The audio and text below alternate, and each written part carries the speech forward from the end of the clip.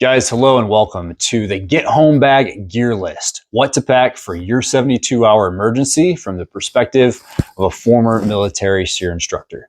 I've been blessed to guide thousands of individuals, both inside and outside of the military, to help leverage and choose the best gear for their particular situations.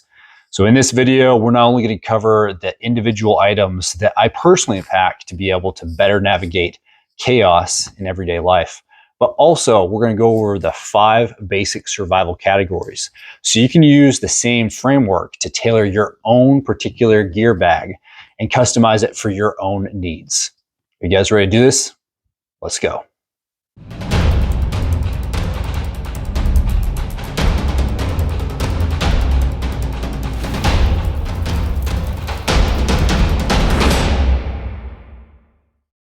So let's first define what is a get home bag. What is its purpose? It's pretty obvious. It's right in the title. Basically, anytime that you are out and about and you're away from your home, if there's any kind of chaotic situation, maybe a failure of civility to varying degrees, maybe there's chaos erupting in the streets because of whatever is happening that week inside of your city. If there is any kind of barred passageway in a natural disaster and things are just getting a little bit dicey, these are the things that will help you to be able to navigate that situation and get back into friendly control, back to your family, back to your home, back to wherever you need to be. All right. So this is not the extended kind of gear bag that will help you to operate past 72 hours. These are just the things that you can add on to your everyday carry that will help you to be able to navigate potentially at night, maybe multiple nights.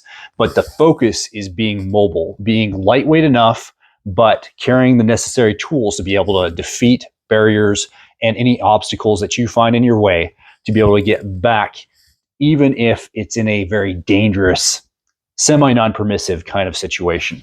So one bag that I've carried for several years that has served this purpose really well is Eberly stock switchblade. So this is a little bit more covert, comes in different colors, of course, but it just doesn't scream military professional on it. It doesn't have too much MOLLE all over it, although it does have some different hookups that if you need to add on extra pouches or whatever you want to, you absolutely can. It also has a hidden compartment right here, so you can have your concealed carry weapons or stash extra magazines or whatever you need to. It's been very comfortable. I put it through hell and back, and the only thing that has started to fail after multiple years of abuse is one of the zippers. Overall, highly recommend the bag. It served me really well. All right, guys, the 5 basic categories that we can kind of look at for our basic survival needs are communications, health, personal protection, sustenance, and travel. So whenever we're outfitting our bag, we have our defined purpose. We know what the end goal is in mind.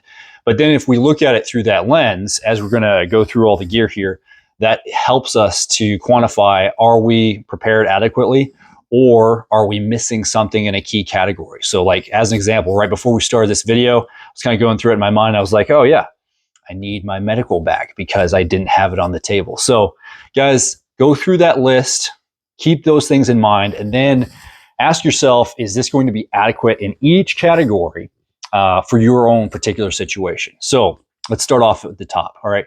Communications is always going to be key. So what I will have is I will have my phone, which is not actually on this table, but if you guys don't know about the Ghost phone, I highly recommend you check out. There's going to be a lot of links in the description below. So go ahead and check that out if you don't like having too much Big Brother tech all up in your life, capturing every pattern of life that you currently have.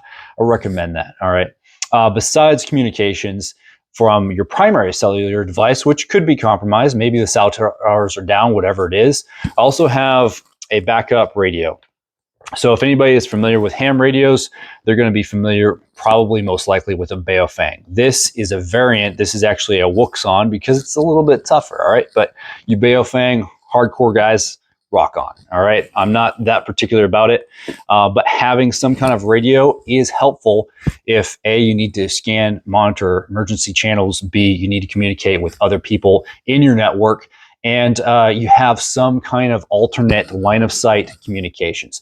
If that's not a possibility, that's where the Garmin InReach, and this is the Mini, kind of comes in. So this can be solely controlled by itself and uses satellite comm link to be able to text. There's no live voice over it. And that just the only downside to this Mini version, even though it's smaller and more compact, is that the navigation, although possible, is with the controls on here, it's pretty analog. It's pretty difficult. So if you don't have a phone to pair that to, I would recommend going with your standard Garmin InReach and not the Mini. But since I'll have my phone, that's kind of the way that I like to roll. So 3 different electronic communication methods. Also, you need to have some kind of battery bank. Goal Zero is always done well for me. If you're in a further extended situation where you're going to use more than the power bank that you carry, you might consider having something with a hand crank model or solar panel to be able to fill this back up once you've used the juice on it. But having the cords and connections to be able to give the necessary power for all your communication devices, that's key. Having backup power is definitely a plus. So communications, primarily electronic, are going to be those. We might have some other emergency communications in place, which could be a range of things from strobes to IR lights and lasers, could be signal, smoke, could be whistle, signal mirror, all of that stuff I kind of push to the side for more of like an extended emergency survival situation. I'm just going with like electronic comms rich for this kind of application. Whenever I actually will carry these different electronic devices, it's not a bad idea to have a Faraday bag for that. So that's why I have this particular bag. Again, all the links are going to be in the description. So go ahead and check that out. But that's pretty much it for communications, electronic and non-electronic. If you have those means and that's adequate for your situation, awesome. All right, moving on to the next category of health. So your personal health is going to go into 2 different categories again, and that's going to be your physical health and then your mental health. So long-term survival, mental health is actually a bigger concern in a lot of respects, as well as hygiene, kind of that preventative measure. But for right now, again, this is like 24, 72-hour preparation. I want to make sure that I have a solid blowout kit, so that it's going to have all the necessities from your cat tourniquet to your chest seals and your Israeli compressed bandages and a lot of different things that are just going to kind of help keep the fluids inside your body and make sure that you stay at that 98.6. All right. Right after health is going to be personal protection. And this is going to be 2 different aspects where it's, you got to think about the elements, right? But also adversaries. So in your particular situation, what do you want to stack heavy? Personally, whenever I'm staying mobile, if I have a good rain jacket like this one, nice and small and compressed, lightweight, but it can stand the elements for most times of the year, this is going to be adequate for me because I'm going to be staying mobile. I'm not planning on bedding down. I'm not spending a night or an overnight not continuing to press on through the darkness. So for me, I'm not going to actually add more bulk and weight by having sleeping systems and tarps and all the necessary lashings to get that kit on all the way through. I'm going to want to make sure that I have something that's very, very mobile. Inside my bag, I also have a Seat to Summit compression sack that is waterproof, so I can keep all the things that are outside of my other bag here, my Faraday bag, which is also waterproof. I have something to actually keep it all condensed and also waterproof as well. So both myself and my gear will be protected mostly from the elements. Again, this is going to be tailored for that time of year and the particular situation, what the environment is. After I make sure that I'm protected from the elements, I want to be protected from adversaries. So there's quite a few things here that go into that category. Primarily, still going to be my everyday carry, which is Glock 19 with a red dot and light on there. And those particulars are going to be in the description as well. I'll have an extended mag. I'll also carry backup 2 extra fun sticks because I like to party. All right. So having the extra ammo, again, I use G9 for my defensive ammo. It's good stuff.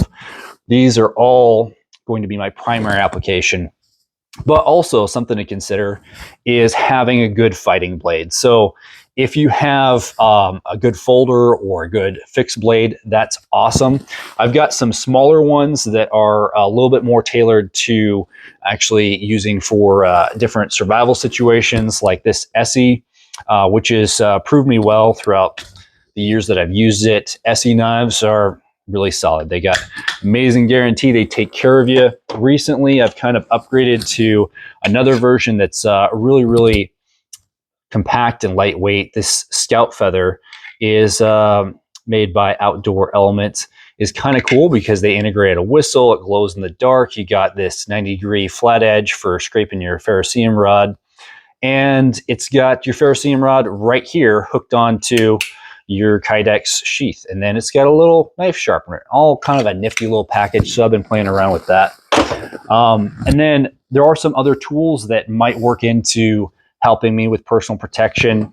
Got a tactical pen. I'm not planning on using that necessarily. Same thing with my axe, different purpose that more goes into defeating barriers and navigation aspects. Same thing with the night vision. Night vision may work in conjunction with my handgun, but the primary focus for that is actually in a different category, not personal protection. It's navigation primarily, although there's going to be crossovers. So after knives and handgun, basically I can use any of these other tools to kind of help augment and supplement that.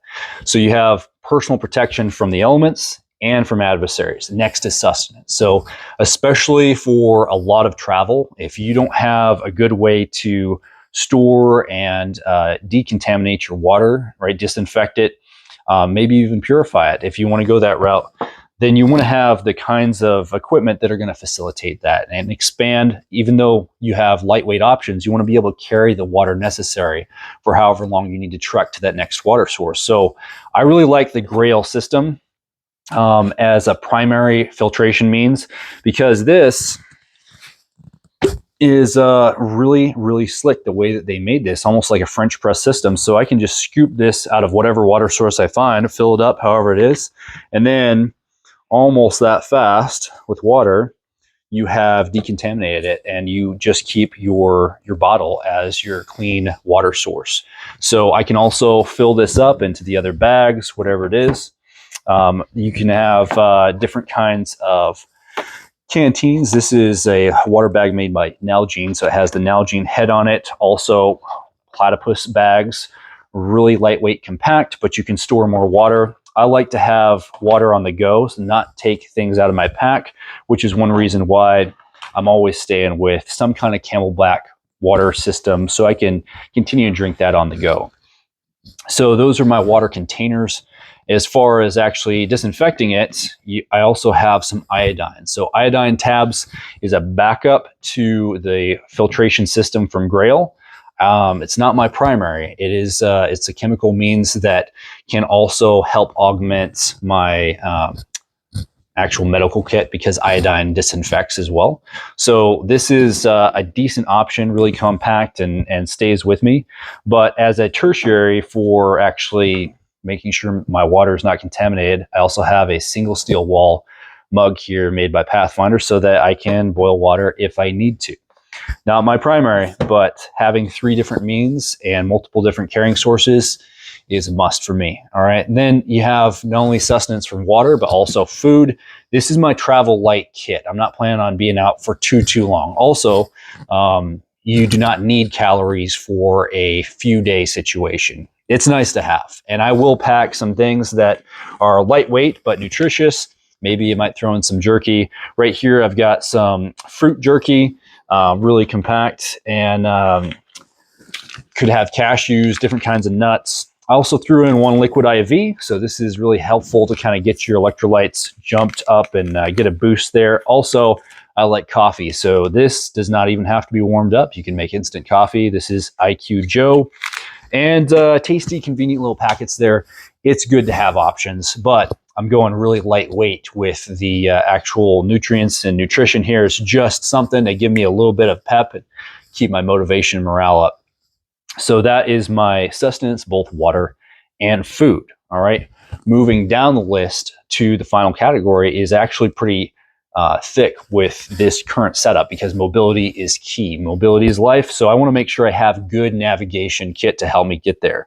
I've got old school and other ways to be able to navigate. So starting off, I've got my old faithful Cominga compass. So this glows in the dark. Having that tritium in there is definitely a plus.